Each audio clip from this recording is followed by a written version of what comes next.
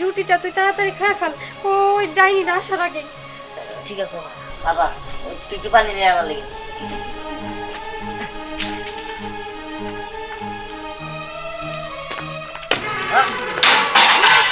তাই না?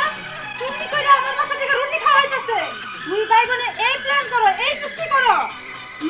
তুই আমার বাড়িতে এসে রুটি চুরি করে খাচ্ছিস, হ্যাঁ? তোর খাওয়ার খুব শখ, খুব শখ, খুব শখ, খুব শখ, খুব শখ খাওয়ার না? খুব শখ। ওই ডাইনিটা কই গেছে? ওরে খাইতে মন চায়, তাই না? খুব খাইতে মন চায়, খাইতে মন চায়। মা, তুমি আমার ভাইটারে মাইরো না, আসলে ওর কোনো দোষ নাই। ওর শুকনা মুখটা দেখা আমার খুব মায়া লাগছিল, তাই আমি ওরে রুটি এনে দিয়েছিলাম। তুমি ওরে কিছু করো না, তোরে শিক্ষাটা দিতে এই যে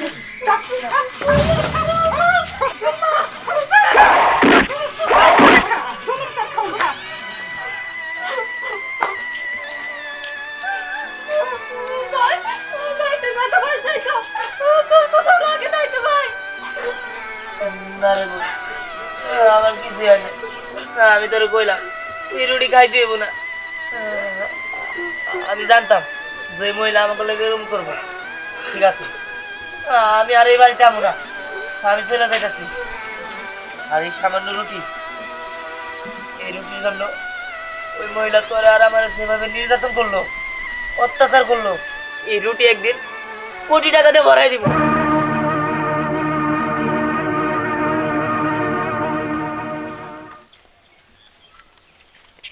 এই যে মহারাজা গেছিলেন কোনে? হ্যাঁ, ওমরা বাড়িতে যে দেখেন আপনার ছেলে মেয়ে বাংলা সিনেমা শুরু করছে। কেন কি হয়েছে? কি হয় নাই তাই কো গোলাম, তোর পোলাপান আমার ঘরে রুটি চুরি করে খা। কে তখন তো খুব কইছিলি যে তোমারে বিয়া করলে আমার পোলাপান খেদাই দেবো, বাড়িতে রাখবো না, এতিম খানাই দেবো। কে এখন তোর ছেলে মেয়ে আমার বাড়িতে কি করে? এই তুমি একটু থামো তো, এরকম শুরু করছো কে? থামো, হ্যাঁ থামো। তোমার একটাই হয় না, একটাই হয় না, না তোর ইচ্ছার রং জাত করা লাগবো। দেখো তুমি কিন্তু এখন একটু বেশি বেশি করতেছো, এরকম করা কিন্তু ঠিক না। আমি বেশি কথা কই না, বেশি কথা কই, বেশি কথা কেমনে কওয়া লাগে ওটা দেখাইতাছি। দেখো তুমি কিন্তু খুব অন্যায় করতেছো। তুমি আমার ছেলে মেয়ের সাথে যে ভাব শুরু করছো, কবে না জানি ওরা আমার বাড়ি থেকে বাইরে যায়গা। তোর ছেলে মেয়ে যাবো কি? তোর ছেলে মেয়ে আমি ঘর ধাক্কা দিয়ে বের করে দিতাছি, দাঁড়া, নাইলে আমি তোর সংসার করতাছি না। এই শোনো শোনো, আল্লাহ এখন আমি কি করবো? আমার বউ আমার বাচ্চা আমার সাথে যে অবস্থা শুরু করছে, আল্লাহ তুমি আমার ছেলে মেয়ে দুটা রক্ষা করো। যাই বাড়িতে যাই, তাড়াতাড়ি যার লাগবো, না জানি কি হইতেছে বাড়িতে।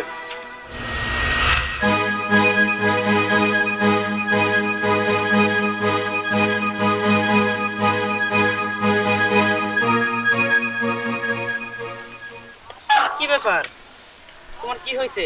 এত তাড়াহুড়া করে আসতে বললা?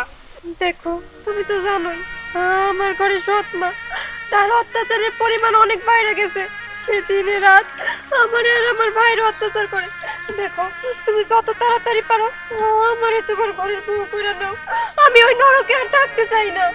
লাবণ্য, আমি তোমার বিষয়টা বুঝতে পারছি, কিন্তু দেখো আমি তো বেকার, আমি তো কোনো কাজ কাম করি না, আমি কেমন করে তোমার বিয়ে করুম? আর তাছাড়া তোমার যদি আমি বিয়ে করি, আমি তো তোমার পালতে পারবো না বা ভরণ পোষণ করতে পারবো না।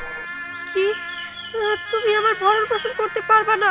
আচ্ছা নাই হোক, প্রয়োজনে আমি তোমার বাড়িতে পান্তা ভাত আর কাঁচামরিচ দিয়ে খাবো, তবু তুমি আমার এই নরক থেকে উদ্ধার করো।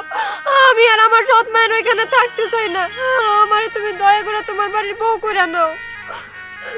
তুমি কান্নাকাটি করো না, আমি দেখি করতে পারি।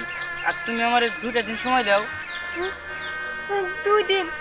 আচ্ছা ঠিক আছে, তুমি যেহেতু 2 দিন সময় চাইছো, আমি তোমারে 2 দিন সময় দিলাম, কিন্তু 2 দিনের একদিনও যদি বেশি হয় আমি বলে রাখলাম তুমি কিন্তু আমার মরা মুখ দেখবা। লাবণ্য,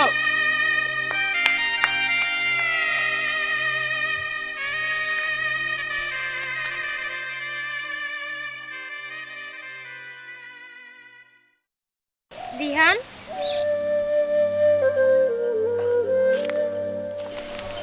কিছু হয়েছে? না, কিছু হয় নাই। না হইলে এইভাবে মন খারাপ করে বসে থাকার মতো মানুষ তুই না। না মানে আসলে হয়েছে কি পড়ি, তুই জানোসই আমাকে ঘরে সৎ মা, আমার সৎ মা আমাকে ঠিক মতো দেখতে পারে না। আমার বোনটা আমার চুরি করে একটা রুটি দিছিল খাওয়ার জন্য। সেই রুটিটা সে লাথি মেরে ফালাই দিছে, আর আমার ঘরে মায়েরা ধইরা কইছে তো তুই আর এই বাড়িতে আবি না। তাই আর কি মন খারাপ করে হয়ে রয়েছে। আসলে আমার কপালটাই খারাপ। তোরে আমি বলছি না, তোর যখন খিদা লাগবে তুই আমাদের বাসায় আসবি, আমি তোরে খাইতে দিব। তারপরও কিছুর জন্য ওই বাসায় গেছিস, এখন চল আমাদের বাসায় চল, ওইখানে কিছু খাইয়া নিবি। না, আমি কোথাও যাবো না। সামান্য একটা রুটির জন্য আমার আর আমার বোনটা অত্যাচার করছে, প্রতিশোধ আমি নিব। ওই রুটি আমি কোটি টাকা দিয়ে ভরাই দিব।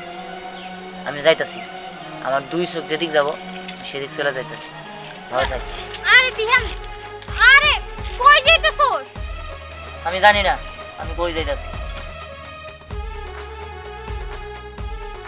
এই দাঁড়া না, এই ছেলেটার তো অনেক জেদ। ও যদি কোনো কিছু করে বসে তাহলে কেমন হবে? কি হইলো বাবা, কথা কইতাছো না কেন? কিছু একটা কও। কি মা, কি কমু? তুই জানোস না, তোর মায়ের মুখ থেকে আমি কিছু বলতে পারি না। আমার সব সময় তো সে দমকায় রাখে। তাই বলে তুমি ধমক খাওয়ার ভয়ে তোমার মেয়ের আর তোমার ছেলের যে অত্যাচার করে দিনের পর দিন, তাতেও তুমি কিছু কইবা না? কইবা কিসের জন্য? সে তো তোমার বউ। আমগো তো এখন কোনো মূল্য নাই। যেদিন থেকে আমার মা মারা গেছে সেদিন থেকে তোমার কাছে আমাদের কোনোই মূল্য নাই। আরে বাবা, তুমি তো বাবা, সন্তানে কি করে না করে, কি খায় না খায়, তুমি কখনো ফিরে তাকাইছো আমাদের দিকে? তাকাও নাই। আসলে আমার মাঝে মাঝে কি মনে হয় জানো, তোমার মতো বাবার ঘরে জন্ম নেওয়ার থেকে রাস্তার কোনো ফকিরের ঘরে যদি আমাদের জন্ম হইতো তাও ভালো হইতো। অন্তত আমাদের অত্যাচারের প্রতিবাদ করতো। আর তুমি দিনের পর দিন সবকিছু দেখছো শুনছো, কিন্তু কোনো প্রতিবাদ করো নাই। মারে ক, তোর ইচ্ছা মতো ক, তুই যত খুশি তত ক। আমার করার কিছুই নেই, আমার কোনো উপায় নাই।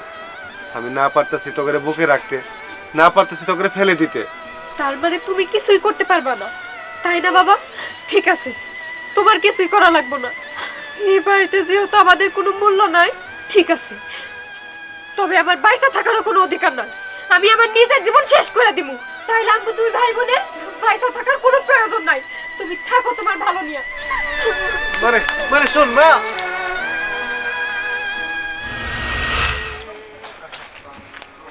এই এই খাড়া, কি ব্যাপার দোস্ত? তুমি মাঠেও আসো না, খেলাধুলা কি ছেড়ে দিলা নাকি? দোস্ত, আমি আর এইসব খেলাধুলা স্কুল টিস্কুল কোনো জায়গায় যাবো না। কেন? আমার 2 চোখ আজকে যেদিক যাবো আমি এদিক চলে যাবো। তোরা আর আমার দেখতে পারবি না। এই এটা কেমন কথা কর? হ্যাঁ দোস্ত, আমি চলে যাবো। কে দোস্ত কি হইছে? কারণ সামান্য একটা রুটির জন্য আমার বাড়ি থেকে অত্যাচার করছে আমার সৎ মা।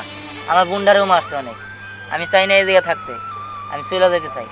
আমি চলে যায় আমি কোন সেক্টর করবো, আমি আমার নিজের পায়ে দাঁড়াবো, তারপরে এই গ্রামে ফিরাবো।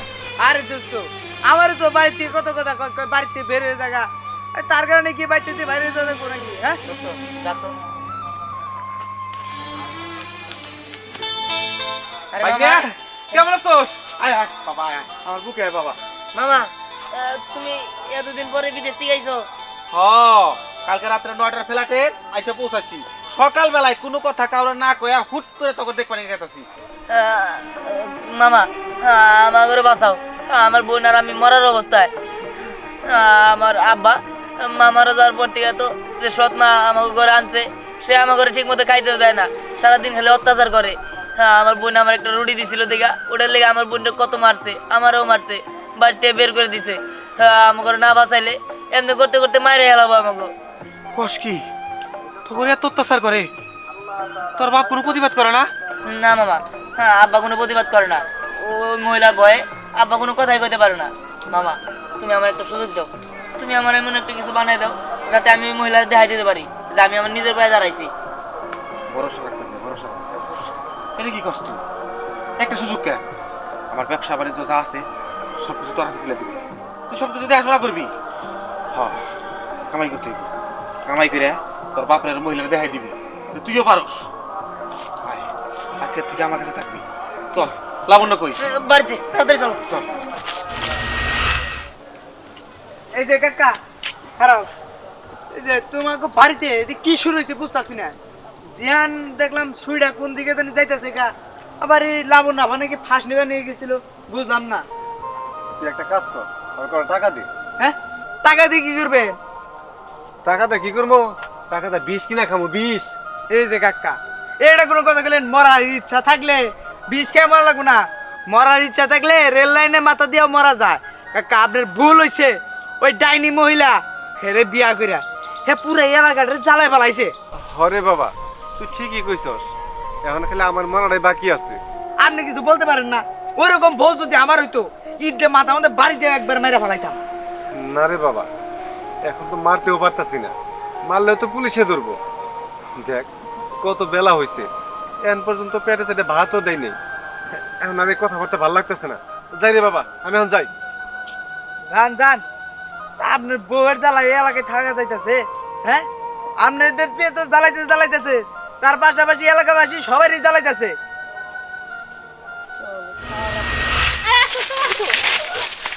কেমন পাগলামি শুরু করছো তোমরা? তোমার ভাইটা রাগ করে চলে গেল, আবার তুমি মরতে চাইতেছো? এরকম পাগলামি কেউ করে? কেন বাঁচাইলা আমারে? কেন? আমি তো মরতে চাই। আমি বললে তো এই অশান্তি, এত দুঃখ কষ্ট সহ্য করতে হইব না। জানুস পরে আমার মা মারা যাওয়ার পর থেকে এই কপালে না আর ভালো মন্দ খাওয়ার জুটে নাই।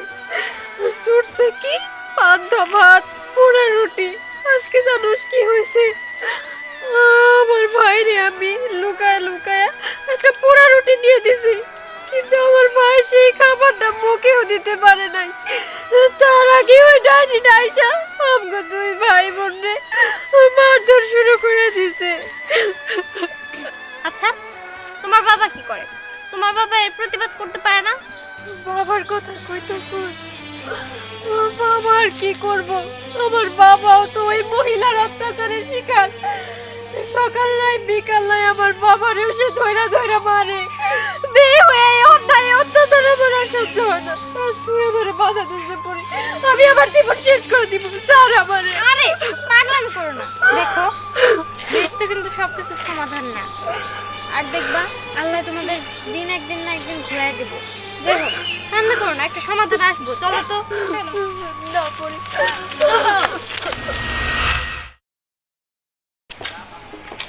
দেখেছো ম্যানেজার, তুমি কিন্তু আস্তে আস্তে জিম হয়ে যাচ্ছ।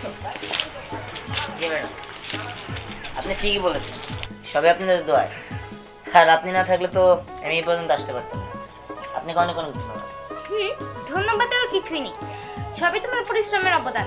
আচ্ছা, এখন তো তোমার কাছে অনেক টাকা, তোমার পরবর্তী টার্গেট কি? তুই কি করতে চাও? ম্যাডাম, আমি চাই একটা রুটির ফ্যাক্টরি খুলতে, যে জায়গায় মানুষ ক্ষুধার্ত হলে তাকে ফ্রিতেই খাওয়ানো হবে। স্ট্রেংথ রুটির ফ্যাক্টরি? হ্যাঁ, রুটির ফ্যাক্টরি। জানেন ম্যাডাম, এটার পিছনে একটা হিস্টোরি আছে, আমি আপনাকে দেখাচ্ছি। এই যে একটা রুটি, এটা আমি অনেক দিন যাবত আমার কাছে রেখেছি। এটা একটা বিশেষ কারণ আছে। কারণটা হলো, আমার মা মারা গিয়েছে অনেক আগে। মা মারা যাওয়ার পরে আমার বাবা আরেকটি বিয়ে করে। আর সৎমার অত্যাচার খুবই ভয়ঙ্কর।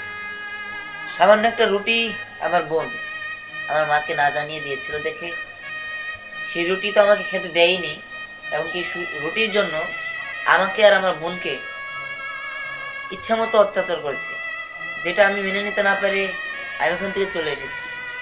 আমি সেদিন থেকে প্রতিজ্ঞা করেছি, আমি এই রুটিটাকে কোটি টাকায় রূপান্তর করব, আর আমি এটা পেরেছি।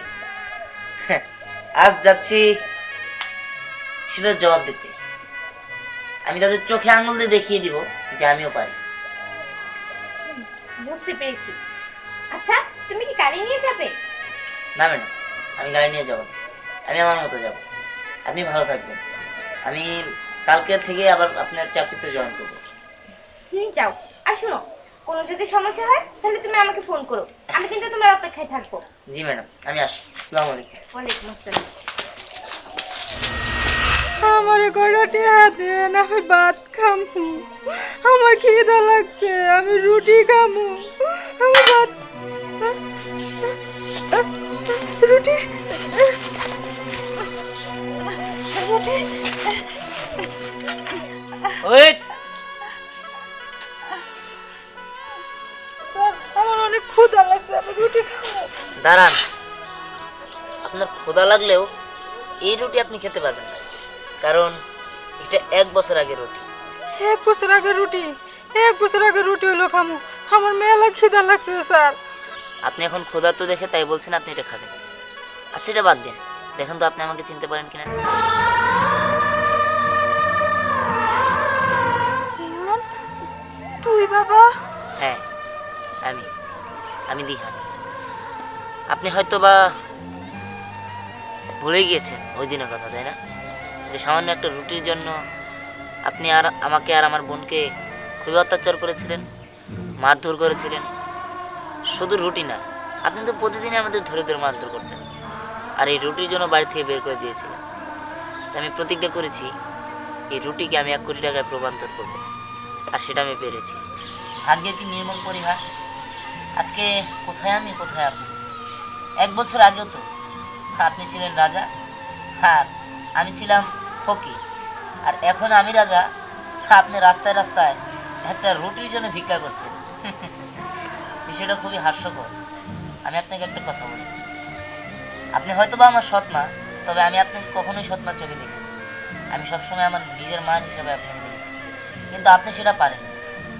একটা জিনিস মাথায় রাখবেন, একটা সন্তান যখন তার মার কাছে একটা রুটির জন্য চায়, সেই রুটিটা কোটি টাকার উপরে হয়ে যায়। যাই হোক, আপনাকে আর কি বলবো, আপনাকে বুঝিয়ে লাভ নেই। আপনার রুটির টাকা যেহেতু আমি দিতে চেয়েছি, আমি প্রতিজ্ঞা করেছি, আমি সেই প্রতিজ্ঞা মূল্যায়ন করতে জানি, আর আমি আমার কথা রেখেছি। ভালো থাকবেন, আসি।